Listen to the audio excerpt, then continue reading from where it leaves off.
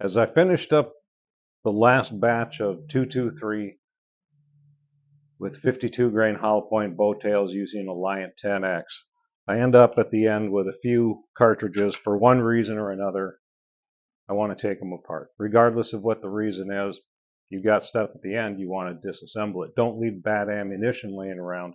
It just has a nasty way of working its way into your supply. So just take that stuff apart.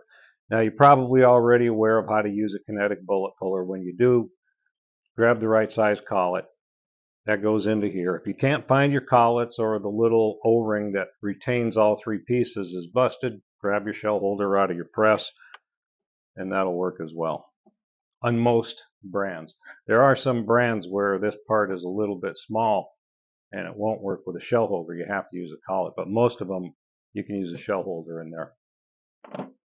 I am going to show you here the Collet style bullet puller, and if you're not familiar with them, this one happens to be by RCBS. Forrester makes them, Hornady makes them, there's others. But the one I happen to have here, you have three parts. You've got the die body, you've got the part that screws into the collet that you select based upon the cartridge, the caliber. In this instance, RCBS 22 is how it's marked. So we drop that right into the body of the die, and then this thing screws in, and generally I'll screw this down pretty much all the way. Now, I could do it on the Redding T7. I have my 223 die set up here. The micrometer and the decapping rod stick up kind of proud. Now, this lever, as you move this thing back and forth, because you screw this down and you run a cartridge up into it, and the projectile goes into the collet.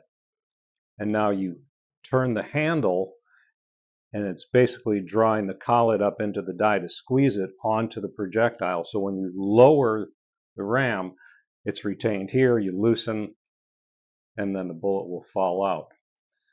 Now, I can do it on here. However, let me show you real quick here. That's going to hit my micrometer.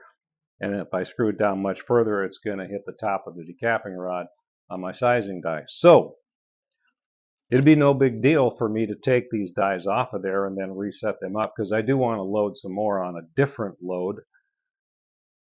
But I happen to have another press right here, which is nice to have other presses hanging around for stuff like this, just as a matter of convenience. And it's no big deal to just grab a C-clamp and clamp that to the bench right there.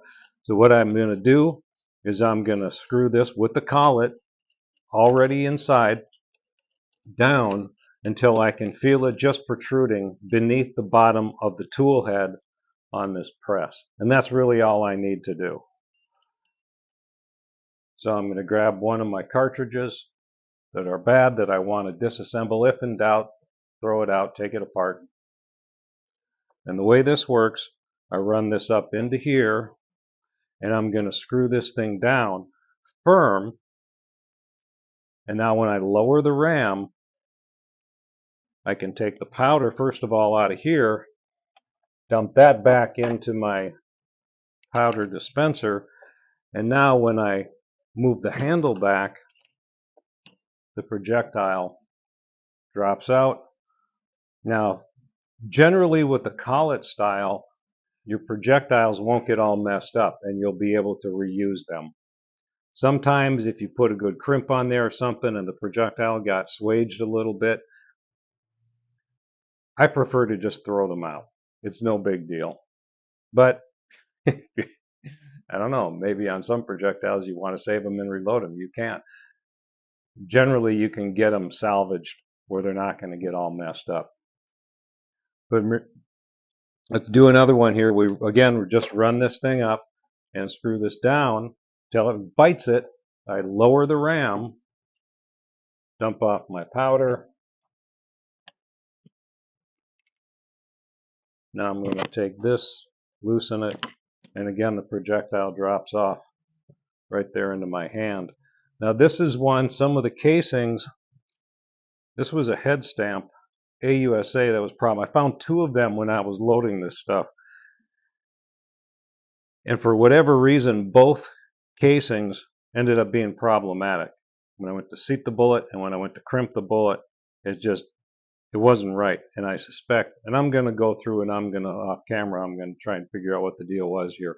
But I think the necks are real excessive here, and there were just 2 casings in the batch, and I don't necessarily measure each and every casing, but I suspect it's a little bit tall.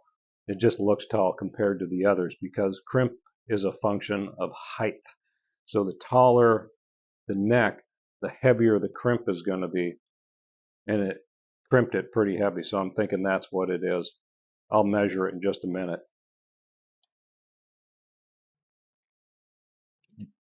But I was just making the point that if something is problematic, don't let it hang around. Take it apart. These are convenient if you've got a lot of stuff to take apart. If you've just got a couple, grab your kinetic bullet puller. That's pretty quick. Happy trails.